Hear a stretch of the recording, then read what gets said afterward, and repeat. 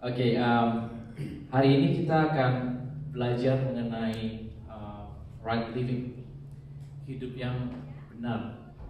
Tapi saya akan lebih spesifik membicarakan mengenai belief system. Sebelumnya kita berdoa dulu, boleh ya? Kita berdoa. Tuhan, kami siap untuk mendengarkan firman-Mu, kami siap untuk belajar. Tolong kami Tuhan untuk bisa mengerti, sehingga cara berpikir kami diubahkan dan kami bisa mengambil keputusan dengan baik di hari-hari mendatang.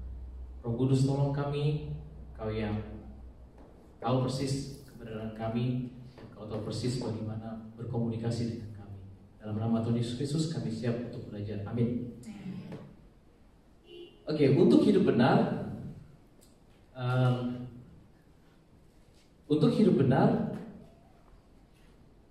itu maka kita perlu mengetahui apa yang kita percaya itu benar atau tidak, karena relatif ya.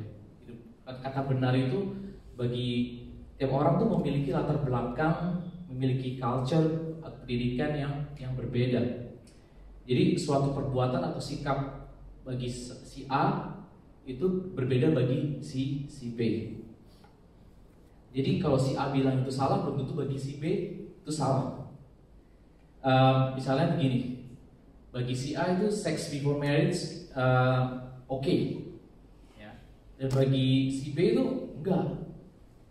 Nah, si A ini dan si B ini punya referensi yang berbeda. Jadi dia bilang oke kok, yang lain enggak, itu salah. Dan inilah yang kita sebut dengan atau yang kita kenal dengan belief system. Sejalan dengan waktu, bisa saja si A ya, yang tadinya bilang sex is not okay, dan dia karena dia diperhadapkan dengan kebenaran yang baru dia ketahui, akhirnya itu menggoyahkan belief systemnya dia, dan dia bilang oke, sekarang aku tahu sex before marriage is not okay, gitu ya. Dan kalau tadi kita perhatiin review yang highlightnya, jadi sebenarnya walaupun satu persatu, sedikit demi sedikit ya, minggu per minggu, belief systemnya dia tuh berubah sebenarnya. Jadi untuk kita bisa mengubah seseorang, tindakannya, perilakunya, itu kita harus tahu akar permasalahannya, yaitu belief system. Dan itu sebabnya kalau kita perhatiin, dulu ingat nggak di waktu saya di Jakarta itu ada iklan rokok, nggak ada lu nggak rame. Pernah dengar nggak ya? Jadi iklan itu diperdengarkan tiap hari, ya kan? Sampai orang membawa itu dalam kehidupan sehari-hari, seolah-olah kalau kita nggak ngumpul, nggak ada lu nggak rame, dan kalau tanpa rokok lu nggak cool. Nah jadi orang akhirnya kemakan itu dan dia percaya, akhirnya dia ngambil keputusan untuk merokok hanya untuk karena dibilang kelihatan cool. Nah beberapa minggu terakhir ini, kalau saudara perhatiin apa yang terjadi di Indonesia, itu ada suatu insiden, yaitu mengenai Dewa Kipas. Pernah dengar nggak Dewa Kipas dan Gotham Chess? Oh dia tahu, wah dia up to date juga ya. Jadi ini ada pecatur Indonesia melawan pecatur dari mana ya? Saya lupa negara, tapi Levi namanya, tapi nama nickname-nya Gotham Chess. Dan dalam 3 minggu peringkatnya itu naik dengan drastis. Dan suatu saat dia bertanding, dia kalah nih yang orang yang dijago ini. Terus akhirnya tiba-tiba dia di-ban, gak boleh main lagi. Dan itu booming banget di Indonesia, sampai prestasi semuanya buka suara. Dan lucunya ini ada orang-orang Indonesia, tahu kan pasukan plus 62, tahu ya? Plus 62 tuh di dalam dunia online itu artinya orang Indonesia. Plus 62 itu komennya ke Levi ini, ke orang asing ini, ke YouTube-nya dimaki-maki lah, wow, lu sekarang membela orang Indonesia, tahu kan? Nah setelah itu mereka ini diundang sama Deddy Corbuzier di podcastnya, satu orang, pihak satu dan pihak yang lain diundang juga. Dan ada juga yang menganggap bahwa si ini curang. Jadi ada dua pihak nih sekarang nih, ada yang bilang dia curang, ada yang bilang dia benar-benar jago gitu kan. Nah tapi masalahnya orang yang memperhatikan itu, dia punya belief system, dia bilang gue percaya dia benar-benar gak curang. Akhirnya malah memaki-maki. Aksinya itu memaki-maki, sampai YouTube si Levi-nya itu, yang orang asing ini, ban viewers dari Indonesia. Jadi kita nggak bisa melihat karena udah penuh dengan komen yang gitu lah. Itulah pasukan plus 62. Dan akhirnya hari Senin nanti besok itu akan ada live karena katanya untuk membuktikan, makanya yaudah lu bertarung sama Grandmaster Indonesia deh, yang orang Indonesia lokal. Nah besok tuh orang bernunggu nih, sekitar jutaan orang akan menantikan ini bener nggak orang ini curang atau enggak. Tapi yang mau saya highlight adalah poinnya itu belief systemnya mereka bilang percaya. Dan ada beberapa orang yang tadinya maki-maki, dia menyesal. Aduh, setelah ini kayaknya bener dia curang deh. Jadi gitu lah ya. Orang belief systemnya bisa berubah hanya gara-gara informasi yang dia dapatkan. Nah, belief system kita ini akan mempengaruhi apakah kita orang yang suka komplain, orang yang suka kritik, atau orang yang suka contribute. Ya, itu tergantung dari belief system kita.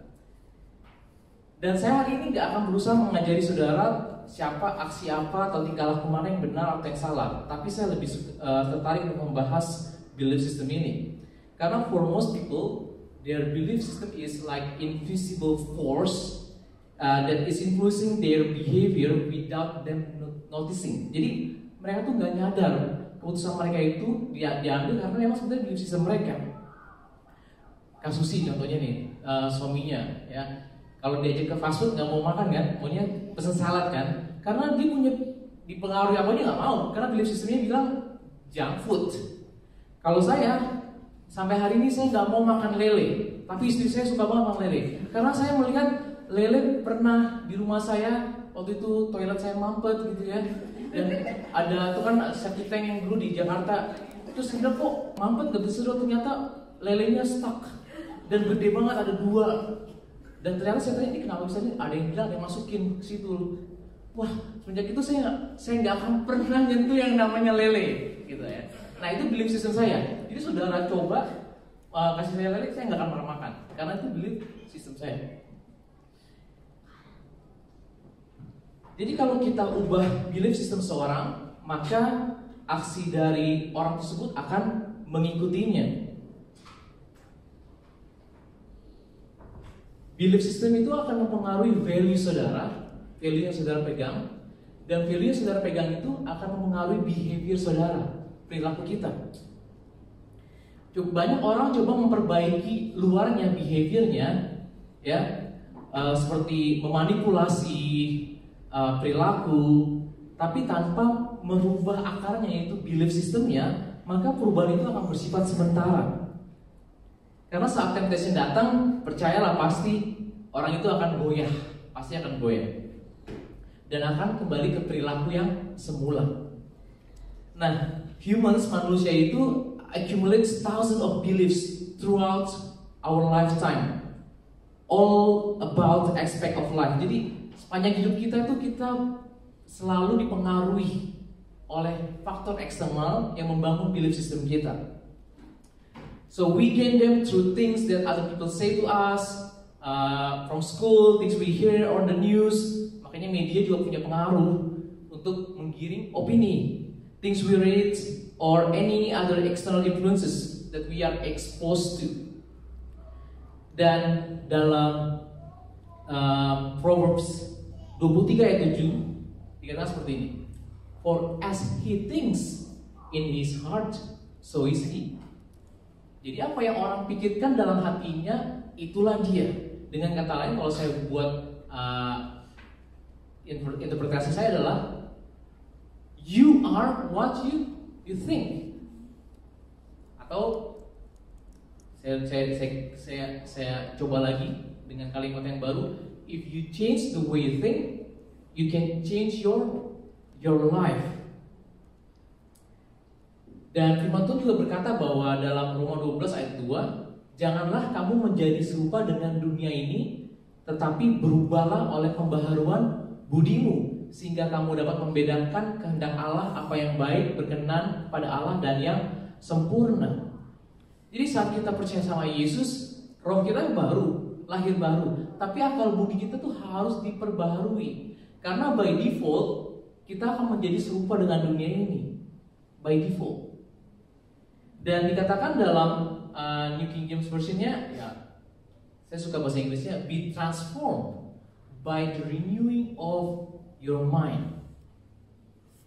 Alkitab memang dengan jelas mengatakan bahwa memang ada pemisahan antara dunia dan kehendak Tuhan, ya, world and the perfect will of God. Memang ada perpisahan, tapi bukan berarti kita ini isolated atau anti terhadap orang dunia yang belum mengenal Yesus. Justru mereka butuh kita, karena kita garam dan terang untuk supaya mereka melihat, oh ini tuh yang namanya hidup dengan benar. Karena abu-abu, orang tuh gak tahu. Mereka bilang it's okay, but for us it's not okay.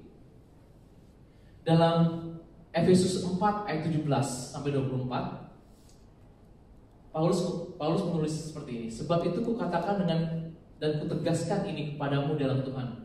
Jangan hidup lagi sama seperti orang-orang yang tidak mengenal Allah, dengan pikirannya yang sia-sia. Jadi pikiran lagi.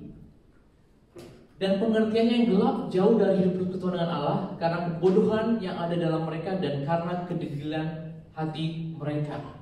Perasaan mereka telah tumpul sehingga mereka menyerahkan diri kepada hawa nafsu dan mengerjakan dengan serakah segala macam kecemaran. Tetapi kamu bukan demikian, karena kamu telah belajar mengenal Kristus. Kita dulu juga seperti itu, saya juga seperti itu.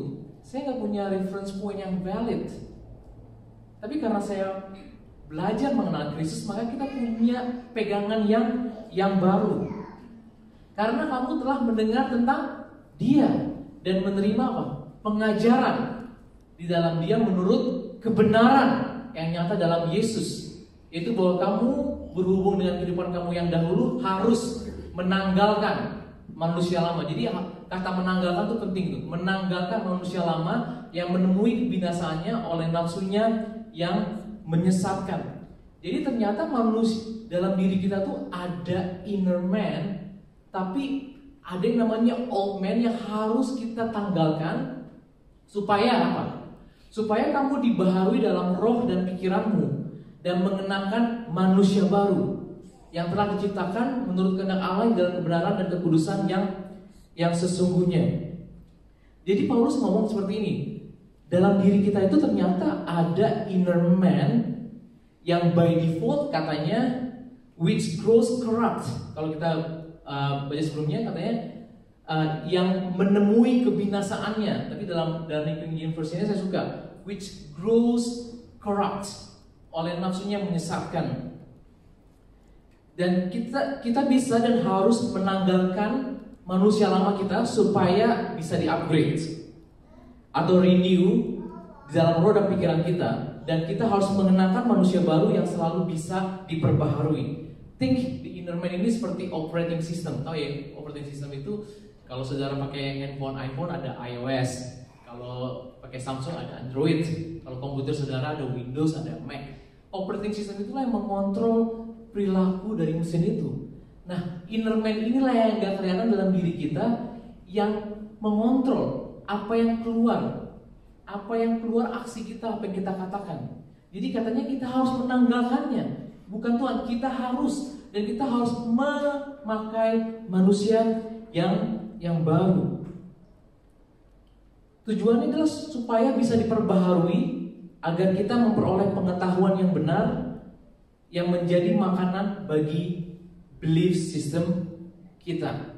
Dalam Kolose 3:9-10, jangan lagi kamu saling mendustai karena kamu telah menanggalkan manusia lama serta kelakuannya dan telah mengenakan manusia baru yang terus-menerus apa? Diperbaharui untuk memperoleh apa? Pengetahuan yang benar. Dulu kita mempunyai pengetahuan yang salah, harus diperbarui. Syaratnya itu nggak bisa pakai manusia lama. Yesus pernah bilang, kalau kamu mau nabung anggur baru, harus pakai kantong yang baru. Jangan pakai kantong yang lama, karena kalau kamu pakai kantong yang lama, you will lose both. Pecah, kamu kehilangan anggurnya, kamu juga kehilangan kulitnya. Oleh karena itu kita harus menanggalkan manusia lama kita dan mengenakan manusia baru. Supaya apa? Manusia baru ini sifatnya upgradable. Yang tadi manusia lamanya itu gak bisa upgradable, sehingga kita memperoleh pengetahuan yang benar menurut gambar kaliknya. Dan kemudian 2 Korintus 4:16. Hari ini kita akan belajar mengenai ayat, karena saya mau gak mau harus menunjukkan pada saudara reference pointnya. Dan ini seperti Bible study ya buat hari ini. Mohon kerjasamanya. Saudara harus konsentrasi kuat. Ini Ini benar-benar mengenai banyak kita membahas Bible study. Sebab itu kami tidak tawar hati, tetapi meskipun manusia lahiriah kami semakin merosot, namun manusia batiniah kami dibaharui dari sehari ke sehari. Ini disebut dengan inner man. Jadi saudara dan saya harus menyadari bahwa ada inner man dalam diri kita yang perlu dibaharui dari hari ke hari. Walaupun saudara sudah percaya Yesus. Kembali ke belief system. Belief system inilah yang dimakan sama inner man kita. Belief system ini bisa menyebar. Bahkan Yesus pernah bilang, kerajaan Tuhan, kerajaan Allah itu harus bersebar, harus berkembang. Bagaimana caranya suatu konsep, ide bisa diterima orang banyak dan bisa mereka terima, yaitu dengan cara kerja yang Yesus mau perkenalkan. Itu dibilang apa? Kita baca ya. Sebelum saya baca itu, kalau kita pengikut Yesus, maka kita harus berani ngomong ke orang sama seperti Paulus. Paulus ngomong gini ke orang-orang, imitate me, just as I also imitated Christ. Jadilah pengikutku. Paulus berani ngomong ke orang, jadilah pengikutku, sama seperti aku juga pengikut Kristus. Nah, kita sebenarnya harus berani juga. Kalau kita bilang kita pengikut Kristus, maka kita harus berani ngomong ke orang, ikutlah aku sama seperti aku mengikut Kristus. Yang artinya apa? Kita akan berjalan di depan dan orang-orang mengikuti kita. Dan kehidupan kita akan diekspos, tingkah laku kita, perkataan kita, perbuatan kita. Karena kita harus memberikan pengaruh kepada mereka yang mengikuti kita. Dan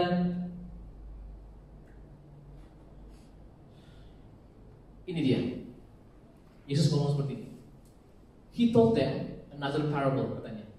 The kingdom of heaven is like leaven that a woman took and hid in 3 measures of flour till it was all leavened. Saudara tahu leaven ya? Jadi leaven itu dalam dulu mereka hidup di zaman mereka, leaven itu adalah the agents of growth atau mengembang untuk membuat roti. Kalau sekarang udah ada chemical, saudara bisa pakai baking soda, saudara bisa pakai Sprite, ya. Tapi dulu mereka yeast aja jarang, yeast itu ragi. Jadi apa yang mereka lakukan adalah yeast ini diperlukan untuk supaya mengembangkan. Jadi untuk kerajaan atau ide suatu belief bisa berkembang, itu Yesus bilang seperti leaven. Bagaimana kan leaven bekerja? Nah, saya lihat nih. Jadi mereka buat adonan seperti ini dulu, ya. Ini udah dicampur sama yeast. Dan apa yang terjadi setelah udah dibuat adonannya, diambil sepenggal sedikit dari adonan itu, disimpan untuk keesokan harinya. Tapi kalau misalnya esok harinya saudara atau mereka nggak bikin roti, ini harus di-preserve dulu. Itu dengan caranya tuh dibolongin tengahnya, dikasih garam, terus kemudian harus taruh garam juga supaya yeastnya itu bakterinya nggak aktif, ya. Jadi kalau misalnya mau dipakai 7 hari dan 7 hari, mereka harus ditaruh garam, terus kemudian diselimuti oleh garam. Dan ternyata zaman dulu itu yeast itu juga jarang, ya. Dan kadang-kadang mereka cuma pakai bowlnya aja, sisa-sisa adonannya itu bisa buat jadi yeast juga, bisa jadi bakterinya. Oleh karena itu sebabnya kalau saudara baca di Keluaran waktu bangsa Israel keluar dari Mesir, Tuhan ngomong jangan makan roti beragi karena mereka nggak sempet, dulu nggak ada Sprite, dulu nggak ada baking soda, jadi harus nunggu 24 jam, nggak sempet, jadi mereka ada ritual yang sampai hari ini untuk makan roti yang tidak beragi. Nah, kenapa yeast ini penting? Kenapa leaven ini penting? Jadi leaven itu pengertiannya adalah roti atau adonan yang udah ada yeastnya, yang udah kamir katanya, yang udah kan untuk bisa yeast itu berfungsi dengan baik itu harus adonannya harus semuanya kena di knit namanya Indonesia apa ya, mengadoni, jadi gini-gininya supaya nyampur. Nah, kalau nyampur satunya diambil, nah ini disebut dengan leaven. Alkitab kalau ngomong leaven itu bukan produk kayak yeast yang saudara bisa taruh, itu leaven itu artinya adonan itu, ya kan? Ini latar belakangnya ya, supaya saudara mengerti perbincangan kita berikutnya. Nah, Yesus datang untuk membawa pengaruh kepada kelompok kecil, sebenarnya cuma 12 orang. Tetapi yang pengaruhnya sampai hari ini, karena yeastnya tadi, leavennya tadi cuma 12 kecil, sampai sekarang millions people saved. Yesus mengerti persis belief system kalau ingin berkembang butuh namanya yeast. Karena kalau kita nggak punya leaven, roti kita tuh rotinya flat, nggak mengembang. Kata berkembang itu butuh leaven. Nah, Yesus ngomong gini nih tentang hati-hati ragi Farisi dan orang Saduki. Kita baca ya. Pada waktu murid-murid Yesus menyeberang danau, mereka lupa membawa roti. Yesus berkata kepada mereka, "Hei, berjaga-jagalah dan waspadalah terhadap ragi orang Farisi dan Saduki." Mereka berpikir, kadang-kadang asumsi juga salah ya dalam komunikasi ini. Mereka pikir, dan seorang berkata kepada lain, ini dikatakan karena kita nggak membawa roti. Untungnya Yesus orang yang suka buat klarifikasi gitu. Dia bilang, dan ketika Yesus mengetahui apa yang mereka perbincangkan, dia berkata, "Mengapa kamu memperbincangkan soal tidak ada roti? Hai orang-orang yang kurang percaya, belum juga kamu mengerti? Tidak kamu ingat lagi akan lima roti untuk 5.000 orang itu? Dan berapa bakul roti kamu kumpulkan kemudian? Ataupun akan 7 roti untuk 4.000 orang itu? Dan berapa bakul kamu kumpulkan kemudian? Bagaimana mungkin kamu tidak mengerti bahwa bukan roti yang kumaksudkan? Aku berkata kepadamu, waspadalah terhadap ragi orang Farisi dan Saduki." Ketika itu barulah mereka mengerti bahwa bukan maksudnya supaya mereka waspada terhadap ragi roti, melainkan terhadap ajaran orang Farisi dan Saduki. Jadi sebenarnya gini, mereka mikirnya gini kali ya. Misalnya Fanny bikin leavennya itu yang disebut dengan leaven honey, karena adonannya kan udah adonannya yang untuk kue itu, bisa bikin donat atau mau bikin roti, karena sepenggalannya itu akan digunakan lagi untuk buat produk yang sama gitu ya. Dan ini yang mau kita pelajari, backgroundnya orang Farisi dan Saduki itu apa sih sehingga kok Yesus memperingati mereka. Nah, makanya sih about Bible study, tapi saudara pada akhirnya saudara akan mengerti, akan bisa mengimplementasikan dalam kehidupan sekarang. Pada suatu kali, serombongan orang Farisi dan beberapa ahli Taurat dari Yerusalem datang menemui Yesus. Mereka melihat bahwa beberapa orang muridnya makan dengan tangan najis, yaitu dengan tangan yang tidak dibasuh. Sebab orang-orang Farisi, ya, seperti orang-orang Yahudi lainnya, tidak makan kalau tidak melakukan pembasuhan tangan lebih dahulu. Karena mereka berpegang pada adat istiadat nenek moyang mereka, dan kalau pulang dari pasar, mereka juga tidak makan kalau tidak lebih dahulu membersihkan dirinya. Banyak warisan lain lagi yang mereka pegang, umpamanya hal mencuci cawan, kendi, dan perkakas-perkakas tembaga. Karena itu orang-orang Farisi dan ahli Taurat itu bertanya kepadanya, "Mengapa murid-muridmu tidak hidup menurut adat istiadat nenek moyang kita, tetapi makan dengan tangan najis?" Jawabnya pada mereka, "Benar membuat Yesaya tentang kamu, hai orang-orang munafik, sebab ada tertulis, bangsa ini memuliakan aku dengan bibirnya, padahal hatinya jauh daripadaku. Percuma mereka beribadah kepadaku, sedangkan ajaran yang mereka ajarkan ialah perintah manusia. Perintah Allah kamu abaikan untuk berpegang pada adat istiadat manusia." Yesus berkata pula kepada mereka, "Sungguh pandai kamu mengesampingkan perintah Allah supaya kamu dapat memelihara adat istiadatmu sendiri. Karena Musa telah berkata, hormatilah ayah dan ibumu, dan siapa yang mengutuki ayahnya atau ibunya harus mati." Terus kemudian, "Tapi kamu berkata, kalau seorang berkata kepada bapaknya atau ibunya, apa yang ada padaku yang dapat digunakan untuk pemeliharaanmu sudah digunakan untuk korban, yaitu persembahan kepada Allah, maka kamu tidak membiarkannya lagi berbuat sesuatu pun untuk bapaknya atau ibunya.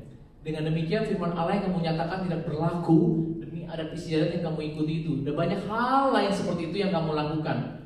Lalu Yesus memanggil lagi orang banyak dan berkata kepada mereka, "Kamu semua dengarkanlah kepadaku dan camkanlah. Apapun dari luar yang masuk dalam seorang tidak dapat menajiskannya, tetapi apa yang keluar dari seorang itulah yang menajiskannya." It's about inner man. Dan Yesus juga sentuh lagi nih, katanya lagi, apa yang keluar dari seorang itulah yang menajiskannya. Sebab dari dalam inner man tadi yang saya bilang tadi, dari hati orang timbul segala pikiran jahat, percabulan. Kalau orang yang suka memperkosa, rapis, semua dari sini. Pencurian, pembunuhan, perzinahan, keserangan, kejahatan, kelicikan, hawa nafsu, iri hati, hujat, kesombongan, kebalan. Semua katanya apa? Semua hal-hal jahat ini timbul dari dalam dan menajiskan orang. Farisi, ini hal yang menarik tentang Farisi. Zamannya Yesus itu, mereka sebenarnya punya kitab Torah dan juga kitab para nabi. Tapi dari kitab itu aja ya, muncul beberapa golongan atau belief system yang berbeda. Makanya ada orang Farisi, ada orang Saduki, ada ahli Taurat. Dan kita akan belajar nih.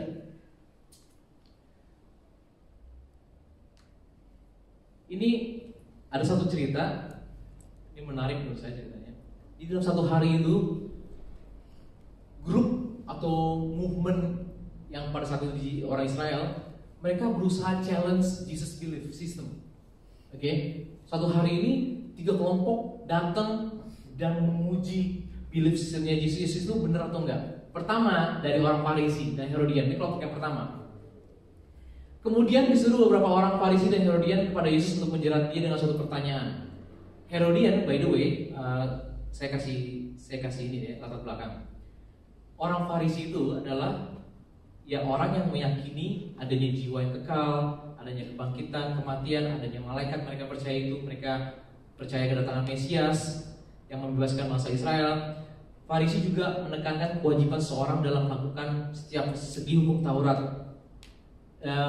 Ibadah di Bait Suci hanyalah sebagian dari hukum Taurat. Orang Farisi juga membedakan hukum yang tertulis dan hukum lisan. Jadi ternyata orang Farisi itu selain dari hukum Musa, mereka juga membuat tafsiran-tafsiran dari hukum Musa supaya hukumnya ini relevan ke zamannya. Ya, ini latar belakang orang Farisi. Dan Herodian itu sebenarnya Herodian ini nggak ada hubungan dengan agama, tapi Herodian ini adalah pengikutnya Herodes. Mereka itu nggak mau ada raja lain selain Herodes. Jadi pas lagi dengar, wah nih Yesus mau jadi Mesias nih, kepentingan mereka itu terusik.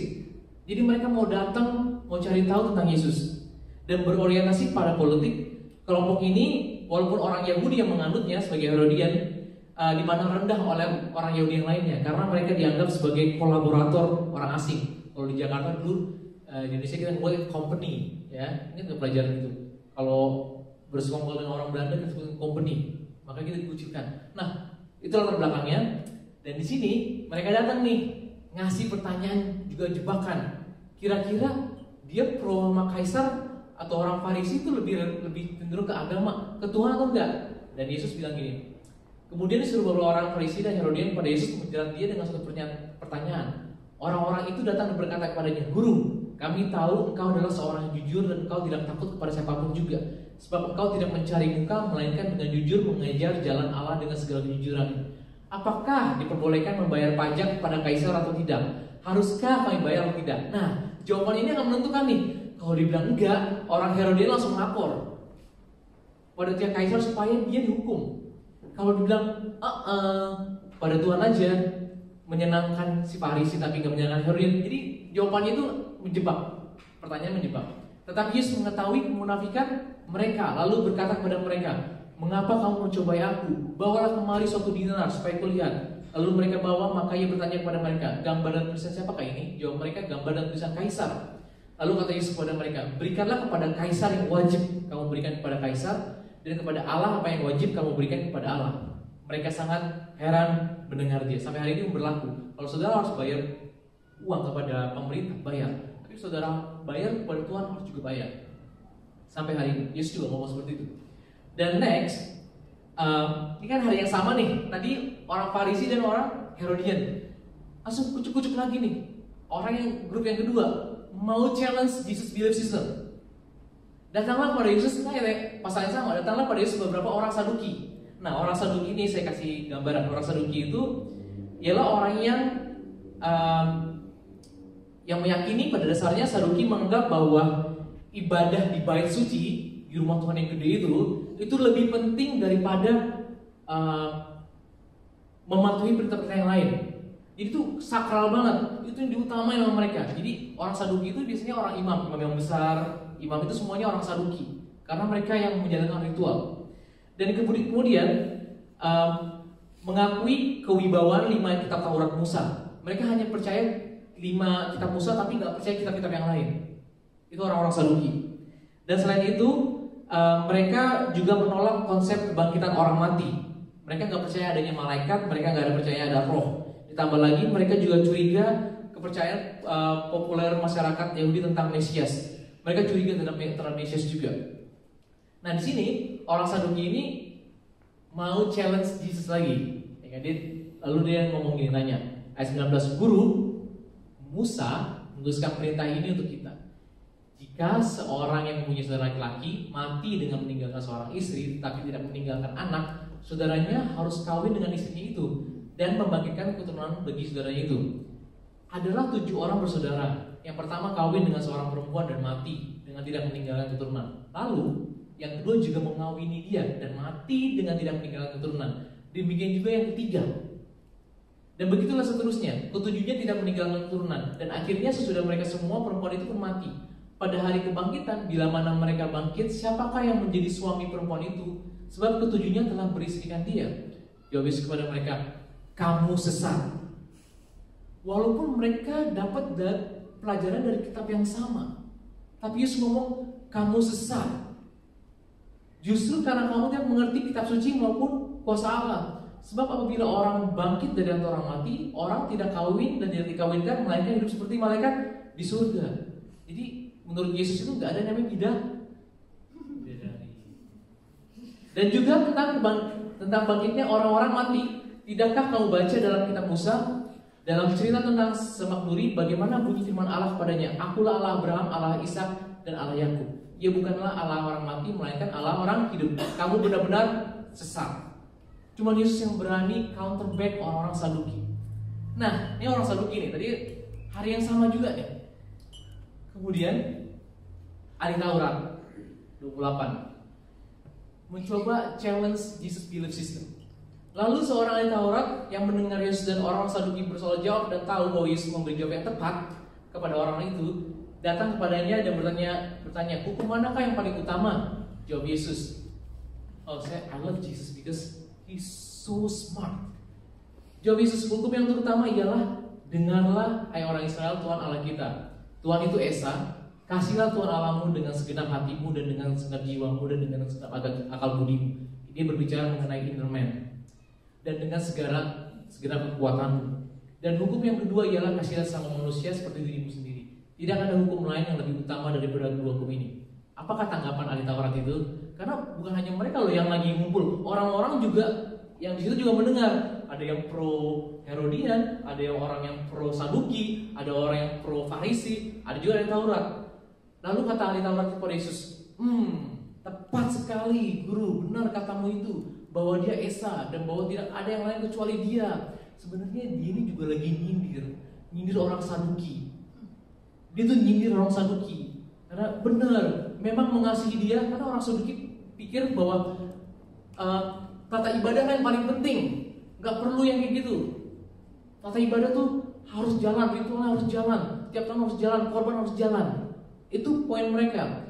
Dan memang mengasihi dia dengan segenap hati dan dengan segenap pengertian dan dengan segenap kekuatan dan juga mengasihi sama manusia seperti diri sendiri adalah jauh lebih utama dari semua korban bakaran dan korban sembelihan.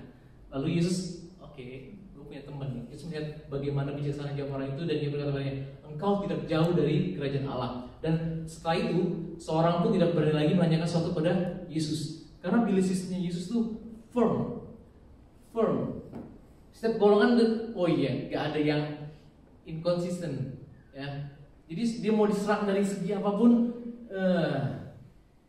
Jadi saudara mengerti ya ragi ini ya, pengajaran ini.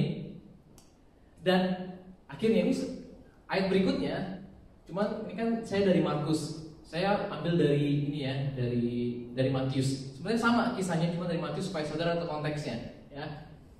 Nah, sekarang giliran Yesus nih, challenge their belief system. Ini sekarang giliran Yesus. Tadi kan Yesus udah tangkis, sekarang Yesus smash, bajaran. Ketika orang-orang Farisi sedang berkumpul, ya kan, orang Farisi tadi kan udah tahu ya orang Farisinya seperti apa. Yesus bertanya kepada mereka, katanya, "Apakah pendapatmu tentang Mesias? Anak siapakah dia?" Kata mereka kepadanya, "Anak Daud." Loh, kalau anak Daud, katanya kepada mereka, "Kemudian bagaimanakah Daud oleh pimpinan roh dapat menyebut dia tuannya? Ketika ia berkata, Tuhan telah berfirman kepada Tuanku, duduklah di sebelah kananku sampai musuh-musuhmu kutaruh di bawah kakimu." Jadi jika Daud menyebut dia tuannya, bagaimana mungkin ia anaknya pula? Karena kalau dia pikir, Mesias itu Tuhan, dia langsung pikir, pengikut gua bakal percaya nih. Karena Yesus itu pas lagi datang ke muka bumi ini, dia ngomong bahwa Bapa adalah aku, dia sama gitu. Dan message itu, makanya mereka kan mencoba untuk menjatuhkan Yesus. Mereka nggak percaya bahwa Yesus adalah Tuhan. Tapi tidak ada seorang pun dapat menjawabnya. Dan sejak hari itu nggak ada orang lagi yang berani menanyakan sesuatu kepada Yesus. Oke, enough mengenai ragi. Orang Farisi, Saduki, dan juga ahli Taurat. Nah, mungkin saat ini ragi Farisi, orang Saduki itu belum aktif karena bait Allah belum dibangun. Tapi pas lagi bait Allah dibangun kedua, pasti ada. Raginya itu lagi dormant sebenarnya. Tapi kalau bait Allah nanti dibangun, mereka akan muncul lagi. Dan yang sekarang yang terjadi adalah saudara perlu hati-hati dengan ragi yang ada di zaman sekarang. Perhatikan social movement, polusi yang ada di sekitar saudara. Pergaulan bebas, sesama jenis, aborsi, hedonisme. Hedonisme itu adalah pandangan yang menganggap bahwa kesenangan dan kenikmatan materi sebagai tujuan utama dalam hidup. Nah, hedonisme ini bisa membawa orang ke arah yang negatif seperti individualisme, konsumtif, boros karena dia nggak beli sesuatu yang perlu, dia beli aja, dan juga korupsi karena ada tekanan, gue harus beli ini, sehingga kan keluarganya juga gimana caranya gue bisa hidupin, makanya harus korupsi. Nah, inilah value atau ragi yang ada di sekitar kita. Kita harus hati-hati. Dan mereka berusaha keras untuk merebut, mempengaruhi anak-anak saudara dan juga anak muda.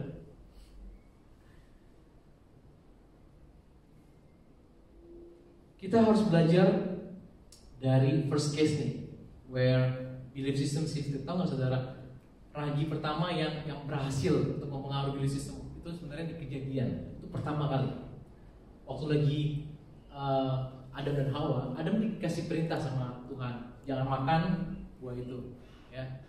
Tapi Hawa, mungkin karena kelemahan itu sebabnya perempuan kelemahannya adalah telinga. Jadi kalau ada pria bilang, oh kamu cantik, kamu manis, dan kemudian dia berusaha untuk wah ini kayak menggampangkan saudara, boleh pegang sini pegang sana, berarti itu bukan pria yang sejati.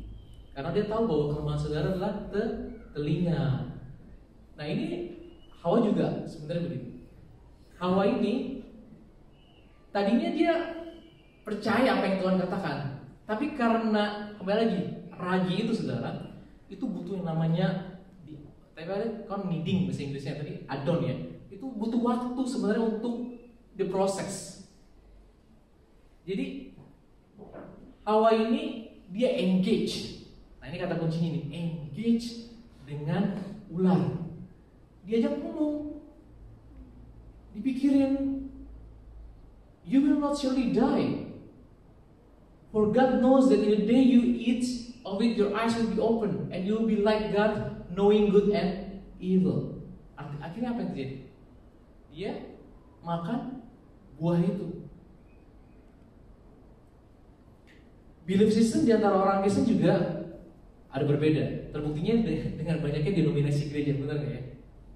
Denominasi gereja itu kan arti bukti dari walaupun kita punya kitab yang sama, Kejadian sampai Wahyu, tapi ada belief system yang berbeda. Nih, contohnya nih, saya bawa ini juga yang saya pegang dan berhasil. Saya bersyukur belief system saya tuh belief system seperti tembok sebenarnya, seperti tembok. Itu benteng pertahanan. Jadi kalau saudara, contohnya gini, kalau saudara ditelepon sama orang yang suka nipu, halo kamu dapat undian. Kalau saudara tahu kan saudara nggak mau engage kan, kamu penipu, karena saudara udah punya benteng. Nah, saya juga dulu saya punya ini yang akan kita bahas. Belief system saya mengenai kita baca deh, saya nggak mau baca dulu.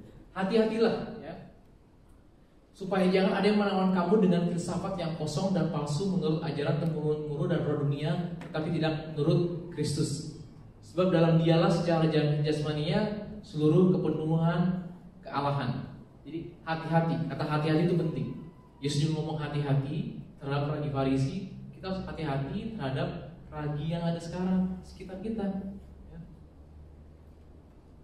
Kemudian karena dengan dia kamu dikuburkan dalam baptisan.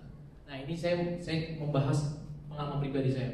Saya itu dari gereja yang punya belief system yang berbeda gitu. Saya nggak percaya bahwa baptisan itu harus celam. Saya nggak percaya. Nah, tapi untungnya saya bukan orang yang langsung pasang tembok gitu. Saya pasang tembok, enggak deh, gue nggak akan. Tapi saya berusaha, oke, if this is true, and I let Holy Spirit to convince me. Karena dengan dia kamu dikuburkan dalam baptisan, dan dalam dia kamu turut dibangkitkan juga oleh kepercayaanmu kepada kuasa Allah yang telah membangkitkan dia dari antara orang mati. Kamu juga meskipun dahulu mati oleh pelanggaranmu dan oleh karena tidak disunat secara lahiriah telah dihidupkan Allah bersama-sama dengan dia sesudah dia mengampuni segala pelanggaran kita. Upah dosa ialah maut. Jadi kalau dalam hukum di Indonesia juga seperti itu. Kalau saudara sudah meninggal, maka hukuman itu nggak berlaku lagi pada saudara karena udah meninggal. Nah, hukum upah dari dosa ialah maut. Seharusnya kita mendapatkan maut. Tapi karena Yesus sudah bayar dan dia mati dan kita mati dikuburkan seperti Yesus, dan artinya kita sudah mati, upahnya itu udah kita ambil. Makanya kita dibaptis, kita mau dikubur dan kemudian kita dibangkitkan kembali, berapa hidup yang baru. Jadi hukuman yang sama kok boleh berlaku lagi pada orang yang sudah mati, ngerti ya maksudnya itu. Dan next, dan dengan menghapuskan surat hutang oleh ketentuan-ketentuan hukum, mendakwa dan mengancam kita, dan itu ditiadakannya dengan melakukannya kepada kayu salib. Saya saat itu, saudara, struggle. Karena saya pikir, ini benar gak ya? Tapi akhirnya saya membiarkan diri saya untuk seperti air ya. Air itu kadang-kadang kalau kena batu gitu ya, sedikit demi sedikit, itu akan mengubah shape. Akhirnya saya membiarkan itu terjadi. Saya karena overtime saya terus datang.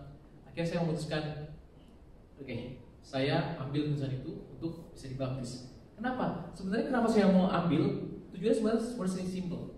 Supaya saya mendeclare, ini tujuan saya.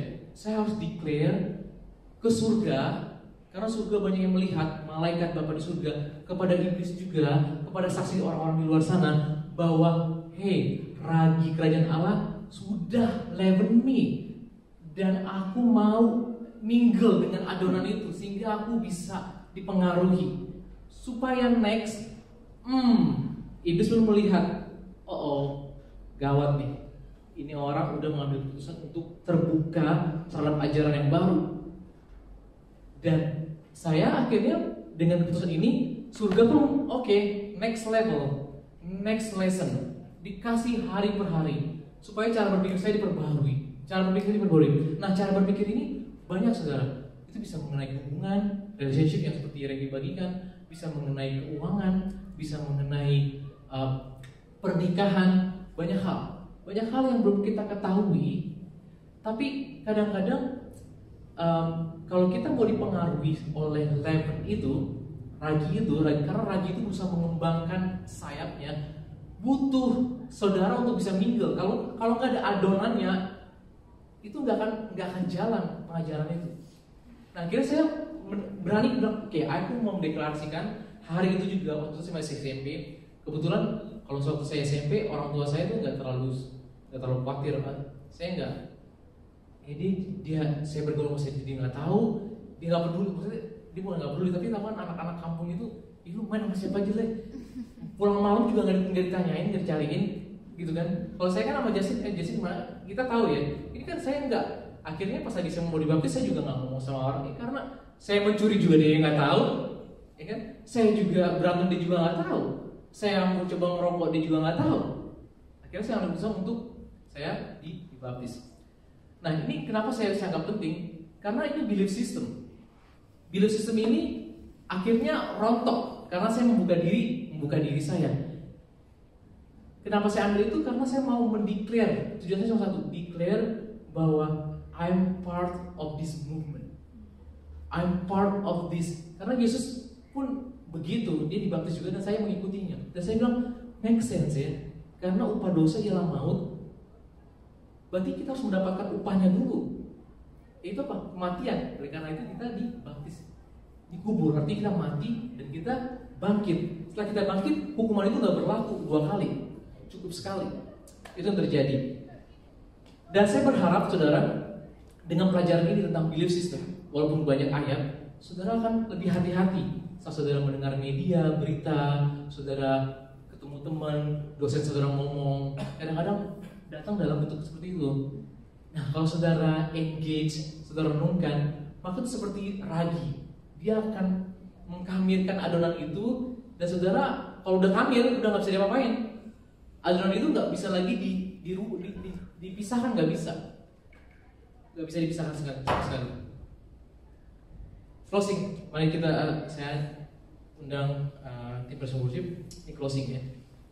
Yesus tahu bahwa belief system itu bisa bondage kita, bisa mengikat kita, bisa menawan kita. Dan dia bilang dalam Yohanes 8 ayat 31-34. Then Jesus said to those Jews who believe him, if you abide in my word, you are my disciples indeed, and you shall know the truth, and the truth shall make you free. Kita butuh valid reference point dalam hidup ini. Karena kalau enggak, saudara kita gampang diomong-ambingan ke A, ke B, ke C, dan banyak keputusan-keputusan kita yang salah akhirnya.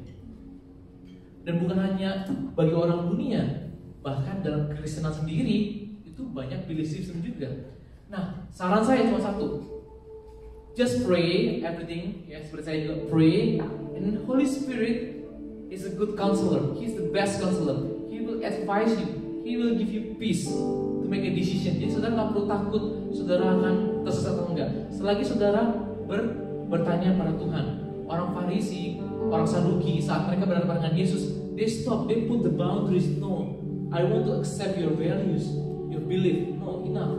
Dia pasang boundaries. Seandainya mereka bilang seperti ada cerita lain, Nikodemus dia membuka dirinya, akhirnya mau terima Yesus. Dan saya berharap saudara bisa mengaplikasikannya dalam kehidupan saudara, karena di luar sana banyak orang dengan informasi yang cepat, mereka bisa mengakui tanpa saudara sadari, percayalah, tanpa saudara sadari. Karena ragi itu tanpa saudara sadari, saudara cuma sentuh sama bol doang, karena nggak ada kelihatan, nggak ada raginya, tapi ada sisanya itu. Yang saudara diamkan, dia akan menghamirkan seluruh adonan. Mari kita berdoa. Tuhan Yesus, terima kasih untuk hari ini. Kami mau hidup benar Tuhan. We want to live right. Oleh karena itu kami butuh reference point yang benar untuk hidup yang benar.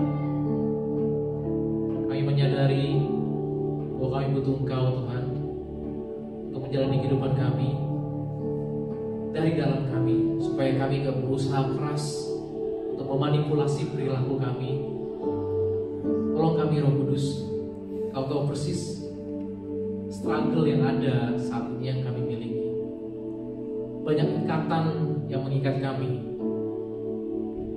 dan itu membuat kami susah bergerak. Tolong kami Tuhan, supaya kami bisa bergerak dari dalam our belief system, our inner man yang digantikan, sehingga kami bisa menunjukkan kepada orang sikap kami, perilaku kami, tindakan kami. Terima kasih Tuhan Yesus, kalau Kau sudah melakukan your part. Kau sudah turun ke dunia ini, meninggalkan takhtamu, meninggalkan kebesaranmu, meninggalkan semua atribut yang Kau punya, turun untuk mengajarkan kepada kami, untuk membawa leaven, your value, pengajaranmu, ragimu masuk dalam kehidupan kami. Itu 2000 tahun lalu sudah lewat, dan your values still exist until now. Thank you for your sacrifice. Thank you for your decision. We love you, Jesus.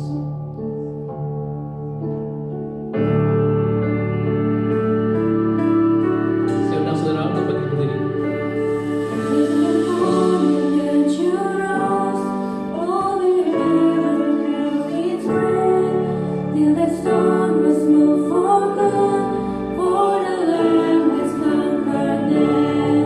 And the name is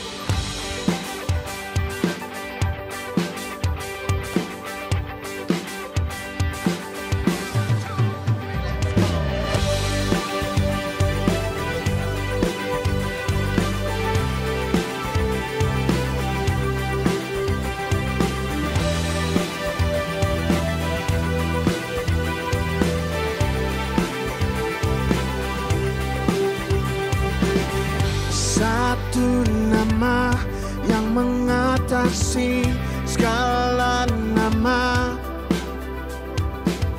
Satu nama yang mengatasi segala nama. Yesus Tuhan, Dia disalibkan untuk gantikanku. Yesus Tuhan yang mati untuk tebus semua dosaku.